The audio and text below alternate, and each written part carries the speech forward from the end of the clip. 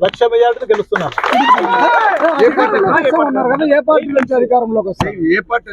నేను అధికారంలోకి వస్తాను, లక్ష మెజార్టీ గెలుస్తున్నాను. అది ధర్మవరంలో ఈ 5 సంవత్సరాల్లో దాదాపు 576 ఎకరాలు ల్యాండ్స్ కొన్నాడు. అవన్నీ కూడా కొనడం కాదు, 10 లక్షల రూపాయలు వాల్యూ ఉంటే 1,00,000 రూపాయలు కొనడం, 1 కోటి రూపాయలు వాల్యూ ఉంటే 10 లక్షల రూపాయలు. ఇవాళ టీవీలో పేపర్లో క్లియర్ కూడా కొంతవరకు ఇచ్చారు. కాకపోతే వాళ్ళు 10% ఇచ్చారు.